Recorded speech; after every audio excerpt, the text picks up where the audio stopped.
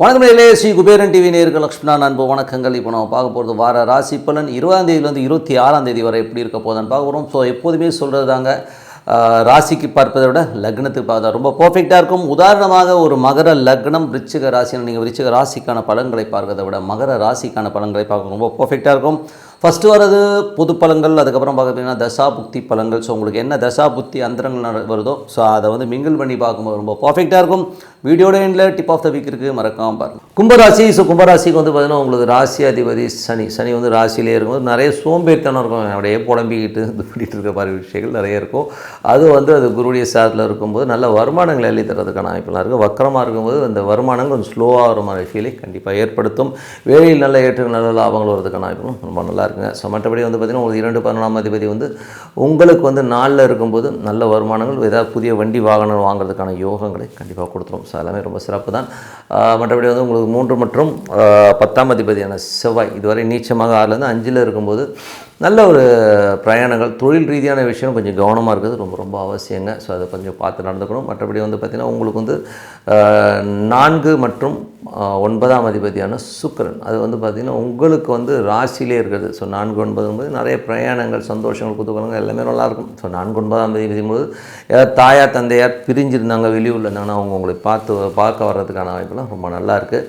அதுக்கப்புறம் பார்க்கும்போது உங்களுடைய 5ஆம் அதிபதி, ஸோ 5, 8ஆம் அதிபதியான புதன் 11ல் திடீர் அதிர்ஷ்டங்கள், திடீர் லாபங்கள், விபரீத ராஜயோகங்கள் வருவதற்கான ரொம்ப சிறப்பாக இருக்கும். ஸோ நல்ல விஷயங்கள் தான். வராத காசு வரும், சின்னதாக ஒரு லாட்டரி டிக்கெட் வாங்கிக்கலாம். ஸோ இதெல்லாமே ரொம்ப நல்ல விஷயங்கள் தான். அதுக்கப்புறம் பார்க்கும்போது 6ஆம் அதிபதியான சந்திரன். ஸோ 6ஆம் அதிபதியான சந்திரன் பார்த்திங்கன்னா இப்போது உங்களுக்கு 8ல் போகும்போது ஒரு திங்கள் செவ்வாய் சந்திராஷ்டமமாக இருக்கும்போது கொஞ்சம் கவனமாக இருக்கும். ஏதாவது முக்கியமான வேலை பண்ணும், உப்பு மற்றும் சர்க்கரை போட்டு கரைச்சி குடிச்சிக்கோங்க. அது வயிற்றில் இருக்கும்போது அந்த நெகட்டிவிட்டி உங்கள்கிட்ட வராமல் இருக்கும். ஸோ அது ஒரு சின்ன டெக்னிக்கு. அதுக்கப்புறம் பார்க்கும்போது உங்களது 9ஆம் அதிபதி, ஸோ 9ஆம் அதிபதி சுக்கிரனும் பார்த்திங்கன்னா உங்களுக்கு ராசியிலே இருக்கும்போது நல்லா வெளிநாடு போகணும், வெளியூர் போகணுன்ற பிரயாணங்களை ஏற்படுத்துறதுக்கான வாய்ப்புகள் நிறைய ஏற்படுத்தும்.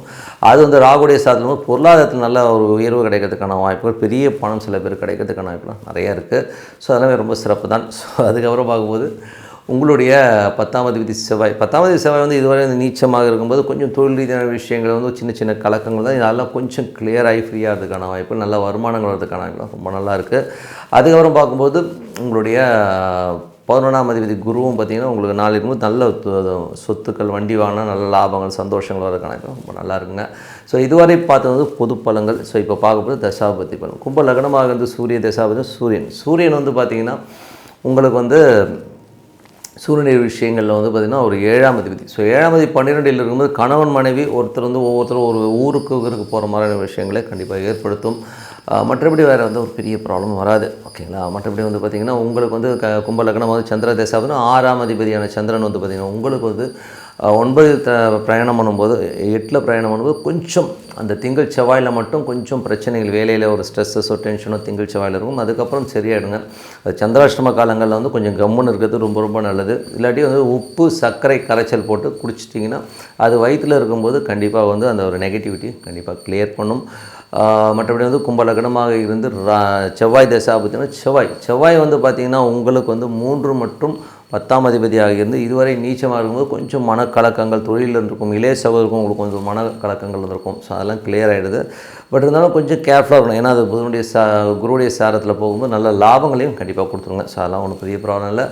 அதுக்கப்புறம் பார்க்கும்போது உங்களுக்கு கும்ப லக்னமாக ராகு தேசம், ராகு 2ல் இருக்கார். ஸோ 2ல் இருந்து அது சனியுடைய சாரத்தில் இருக்கும்போது நல்ல லாபங்கள், குடும்பத்தில் ஏதாவது பெருசாக பண்ணுங்கிற எண்ணங்களை கண்டிப்பாக ஏற்படுத்தும். கும்ப லக்னமாக குரு தேசாபத்தி குரு 2, 11ஆம் அதிபதி 4 புதிய சொத்துக்கள் வாங்கலாம், வண்டி வாங்கலாம், வாங்கிறதுக்கான யோகங்கள்லாம் நல்லாயிருக்கும். பட் வக்கரமாக இருக்குன்னா கொஞ்சம் ஸ்லோவாக இருக்கும், சின்ன கன்ஃபியூஷன்ஸ் இருக்குங்கிறது நியாயமான ஒரு விஷயமாக இருக்கும். கும்ப லக்னமாக இருந்து சனி தசாபத்தினா சனி பார்த்திங்கன்னா உங்களுக்கு ராசியிலே இருக்கும்போது சோம்பேறித்தனங்கள் அதிகமாக இருக்கும். ஸோ அப்புறம் பார்த்துக்கலாம் என்ன எதுன்ற மாதிரி இருந்தாலும் பட் பொருளாதாரத்தில் நல்ல ஏற்றங்கள் வரும். ஏன்னா சனி குருங்கிறது தொழிலிலும் சரி பொருளாதாரத்திலும் நல்ல ஒரு வளர்ச்சி கிடைக்கிறதுக்கான வாய்ப்புலாம் நிறையா இருக்கும். குழந்தைகளுக்கும் உங்களுக்கும் ஒரு சின்ன மனக்கசப்பு இருக்கும். ஏன்னா என்றைக்குமே சனி குரு இருந்ததும் குழந்தைகளும் உங்களுக்கு ஒரு சின்ன மனக்கசப்பு வர்றதுக்கான வாய்ப்புகளை நிறைய ஏற்படுத்திடும். மற்றபடி பார்த்திங்கன்னா உங்களுக்கு கும்ப லக்னமாக இருந்து புதன் தேசாவது புதன் பார்த்திங்கன்னா 5, 8ஆம் அதிபதி 5, 8ஆம் அதிபதியான புதன் பார்த்திங்கன்னா உங்களுக்கு 11 இருக்கும்போது திடீர் அதிர்ஷ்டங்கள் விபரீத ராஜயோகங்களை தரதுக்கான வாய்ப்புலாம் ரொம்ப நல்லாயிருக்கு. ஸோ ஏதாவது சின்ன லாட்டரி டிக்கெட் வாங்குற இந்த மாதிரி விஷயங்கள் வாங்கினா நல்லா திடீர் காசு வரதுக்கான வாய்ப்புலாம் ரொம்ப நல்லாயிருக்கு. கும்ப லக்னமாக இருந்து கேது தேசாவது கேது 8ல் இருக்கும்போது ரொம்ப கவனமாக இருக்கணும். அரசு சம்மந்தமான விஷயங்கள் பாசஸ் கிட்ட பேசும்போதும் கொஞ்சம் கவனமாக இருக்கணும். பிரயாணங்களில் வந்து கொஞ்சம் ஜாக்கிரதையாக இருந்துக்குங்க. ஏன்னா ட்ராவல் வந்து ஏதாவது டிஸ்கம்ஃபர்ட்டாக இருக்கும், எவனாச்சும் எதாவது கத்திட்டு இருப்பான். ஸோ அதெல்லாம் தலையிடாமல் இருக்கிறது ரொம்ப ரொம்ப நல்லது. கும்ப லக்னமாக வந்து சுக்கிர தசாபதி வந்துடும். ஸோ சுக்கிரன் வந்து பார்த்திங்கன்னா உங்களுக்கு வந்து 4 மற்றும் 9ஆம் அதிபதி வந்து உங்களுக்கு ராசியிலே இருக்கும்போது சிறப்பான பலன்கள் நல்ல விஷயங்கள்லாம் நடக்கும். ஸோ இதில் வந்து பார்த்திங்கன்னா அப்பா அம்மா விட்டு பிரிஞ்சிருக்கீங்கன்னா அவங்க வந்து உங்களை சந்திக்கிறதுக்கான வாய்ப்புகளும் சில பேருக்கு ஏற்படும். ஸோ நல்ல விஷயங்கள் நல்ல ஏற்றங்கள்லாம் கண்டிப்பாக இருக்குங்க. ஸோ நல்ல விஷயங்கள்லாம் நடக்கணும். ஒரு பிரார்த்தனை அவசியம். மனதார இறைவனை பிரார்த்தனை ஒரு ஈஸ்வரனை வழிபாடு பண்ணி ஓம் நமச்சிவாய ஓம் நமச்சிவாயன்னு உள்ளுக்குள்ள அந்த ஈஸ்வரன் இருக்கிறதா ஃபீல் பண்ணி பிரார்த்தனை பண்ணுங்கள். கண்டிப்பாக அடுத்த லெவல் போகிறதுக்கான வாய்ப்பு ரொம்ப சிறப்பாக இருக்குது.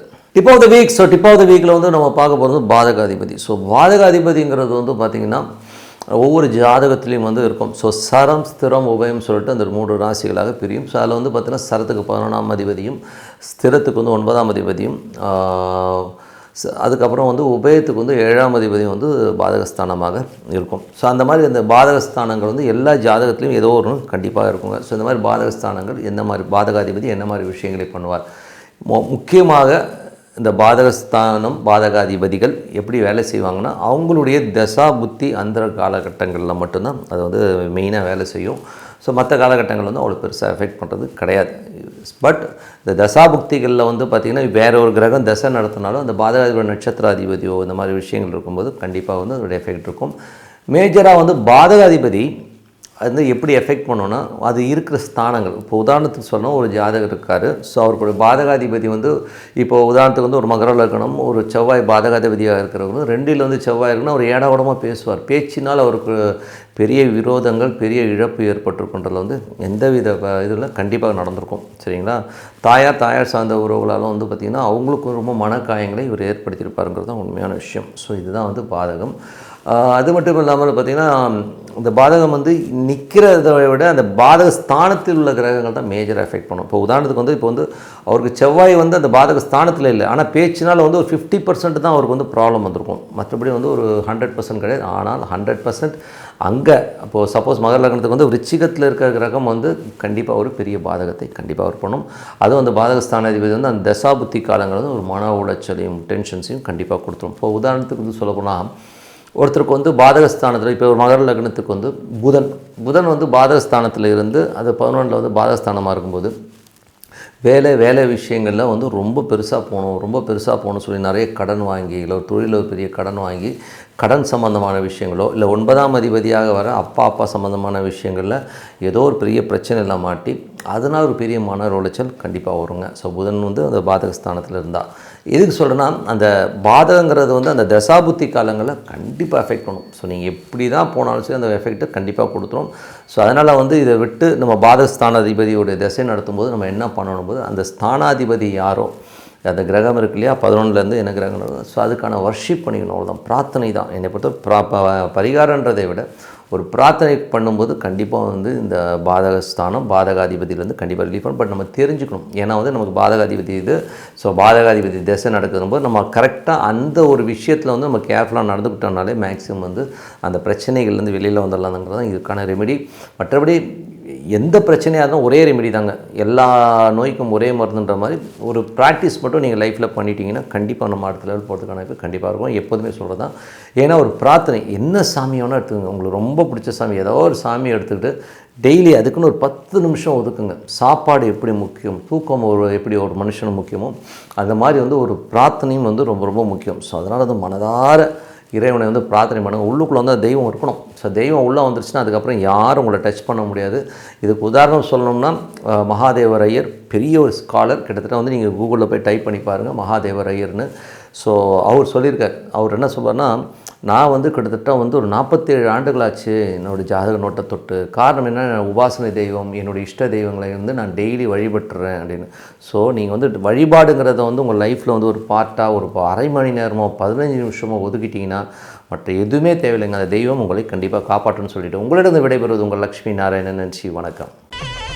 ஸ்ரீ குபேரன் டிவியை பார்த்தமைக்கு நன்றிகள். மேலும் இது போன்ற தகவல்களை தெரிந்து கொள்ள ஸ்ரீ குபேரன் டிவியை சப்ஸ்கிரைப் செய்யுங்கள். மறக்காமல் பெல் ஐக்கானை கிளிக் செய்யுங்கள்.